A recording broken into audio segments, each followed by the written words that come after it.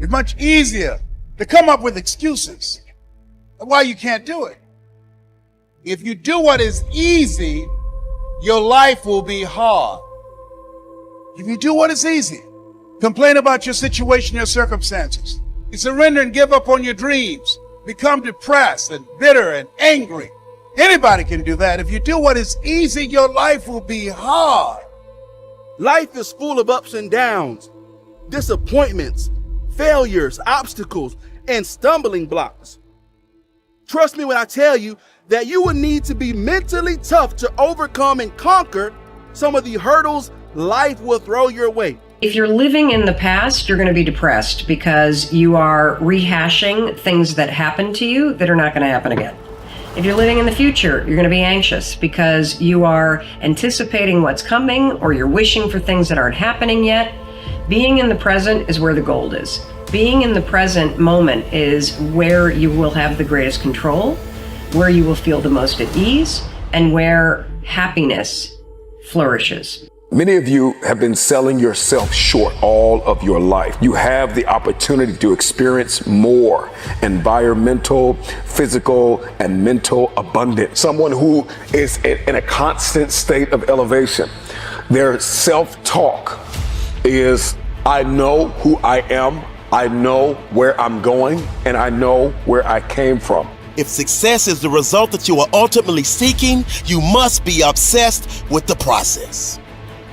You have no time to let fear, doubt, failure, quit, negative thoughts, or give up enter into your mental. Invest your energy into things that either enhance your vitality or the vitality of the world in which we're living, because those are places to build a better world. To invest your energy in the negative things and all that kind of stuff like that, you're building a bad world with that, and you're using your own energy, your life gets shortened. And so the reality is consciousness is real. It's a currency. And if you use it and spend it appropriately, you can have a much better life. If you're going to be successful in creating the life of your dreams, you have to believe that you are capable of making it happen. You have to believe that you have the right stuff and that you're able to pull it off.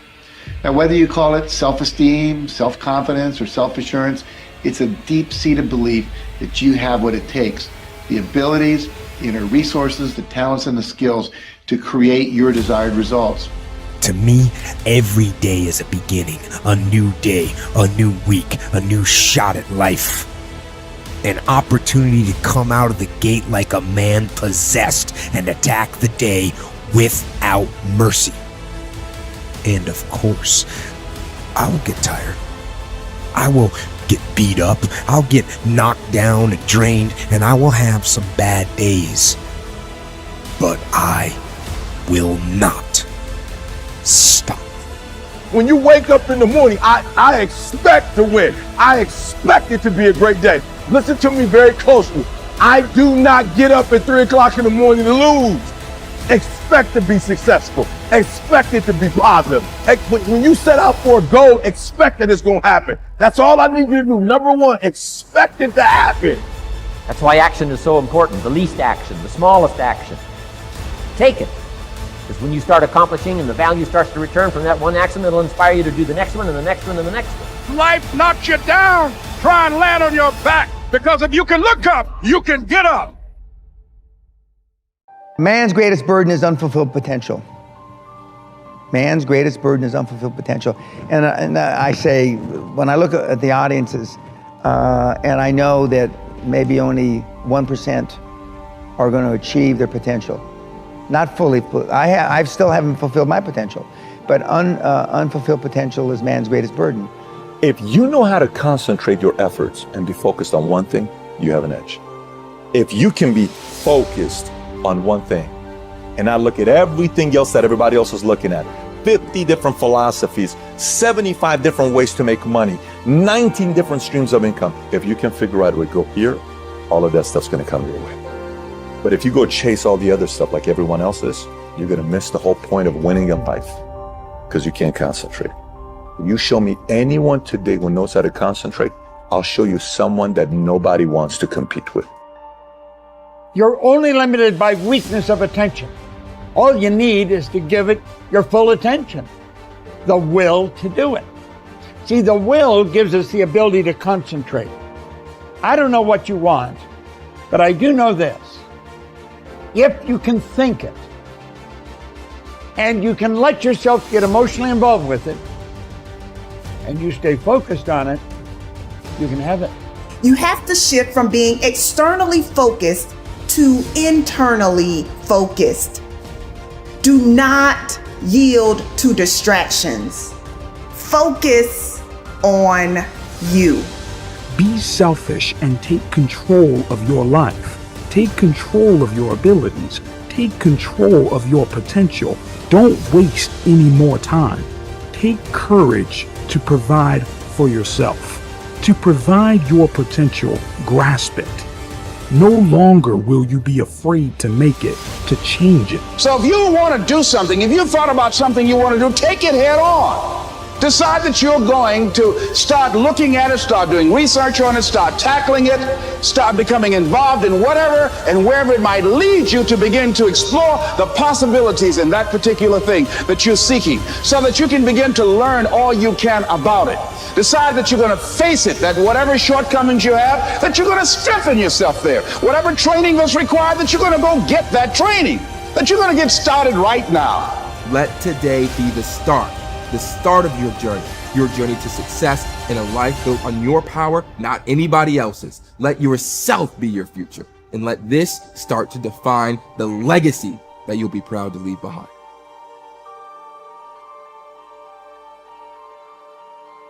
There is a direct relationship between the level of clarity you have about who you are and what you want, and virtually everything you accomplish in life. Superior men and women invest the time necessary to develop absolute clarity about themselves and what they really want, like designing a detailed blueprint for a building before they begin construction. Average people just throw themselves at life like a dog chasing a passing car and wonder why they never seem to catch anything or keep anything worthwhile.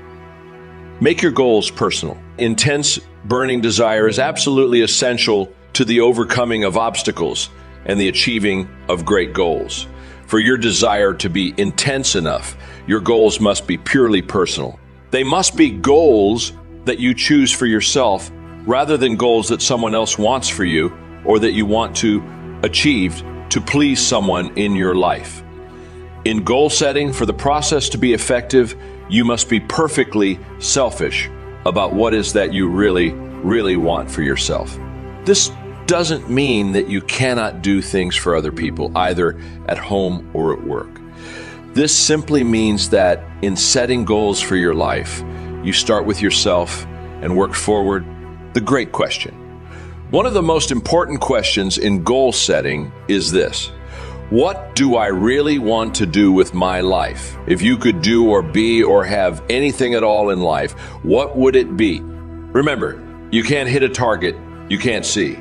You should return to this question over and over again in the months and years ahead. What do I really want to do with my life? In determining your true goals, you start with your vision, your values, and your ideals. When you begin, these will often feel a bit like fantasies detached from reality. However, now your job is to make them concrete, like designing a dream house on paper. Decide what you really want. You start with your general goals and then move to more specific goals. 1. What are your 3 most important goals in your business and career right now? 2. What are your 3 most important financial goals right now? 3. What are your 3 most important family or relationship goals right now? 4. What are your 3 most important health and fitness goals right now? Identify your major worries. The flip side of the above questions is for you to ask, what are my 3 biggest worries or concerns in life right now? What bothers you, worries you, concerns you, and preoccupies you in your day-to-day life? What aggravates or irritates you? What is robbing you of happiness more than anything else? As a friend of mine often asks, where does it hurt? Once you have identified your biggest problems, worries, or concerns, ask yourself, 1, what are the ideal solutions to each of these problems? 2, How could I eliminate these problems or worries immediately? 3. What is the fastest and most direct way to solve this problem? A great thinking tool. In 1142, William of Ockham, a British philosopher, proposed a method of problem solving that has come to be referred to as Occam's razor. This way of thinking has become famous and popular throughout the ages. What Occam said was that the simplest and most direct solution, requiring the fewest number of steps, is usually the correct solution to any problem. Many people make the mistake of over-complicating goals and problems, but the more complicated the solution, the less likely it is ever to be implemented, and the longer the time it will take to get any results. Your aim should be to simplify the solution and go directly to the goal as quickly as possible. No fear of failure. Here is another question to help you clarify your true goals. What have you always wanted to do but been afraid to attempt? When you look around your world and you look at other people who are doing things that you admire, what have you always wanted to do as well, but you have been afraid of taking the chance? Have you wanted to start your own business? Have you wanted to run for public office? Have you wanted to embark on a new career? What have you always wanted to do but been afraid to attempt? Do what you love to do. In setting goals for your life, short and long term, you should continually ask yourself, what do I most enjoy doing in each area of my life? For instance, if you could do just one thing all day long in your work, what would it be? What sort of work or activity gives you the greatest joy and satisfaction? The psychologist Abraham Maslow identified what he called peak experiences. Those moments or times when the individual feels the happiest, most elated, and exhilarated. One of your aims in life is to enjoy as many peak experiences as possible. You achieve this by thinking back and identifying those moments of peak experience in your past. And by imagining how you could repeat them in your present and future. What have been your happiest moments in life up to now? How could you have more of those moments in the future? What do you really love to do?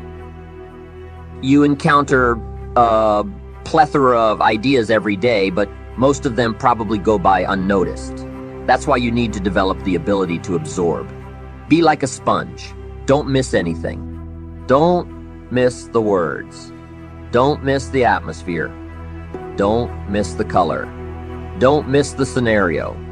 Don't miss what's going on. Most people are just trying to get through the day. Here's what I want you to be committed to doing. Learn to get from the day. Learn from it. Let the day teach you. Attend the University of Life. What a difference that will make in your future. Commit yourself to learning. Commit yourself to absorbing. I've got a personal friend who is gifted in this area. I think he soaks up and remembers virtually everything that has ever happened to him. He can tell you vivid stories from his teenage years. Where he was, what he did, what he said, what she said, how they felt, the color of the sky, and what was going on that day. And the reason is that he absorbs everything that happens to him. I'm telling you, it's more exciting to have him go to Acapulco and tell you about it than it is to go yourself. He has an extraordinary gift.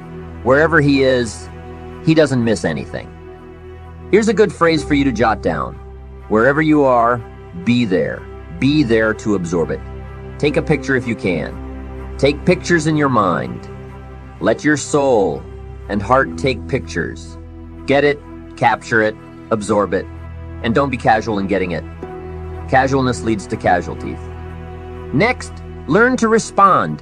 Responding means letting life touch you. Don't let it kill you, but let it touch you.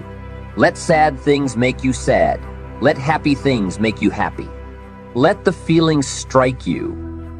Our emotions need to be as acknowledged as our intellect. It's important to know how to feel. It's important to know how to respond. It's important to let life in, to let it touch you. I'm the greatest guy in the world to take to the movies. I really get into a good movie. I want it to make me laugh, make me cry, scare me to death, teach me something, take me high, take me low. I Just don't want the movie to leave me as I was when I came in. That's what we all need, to have life touch us. And that's exactly what will happen to you when you develop the ability to absorb and respond to all life has to offer.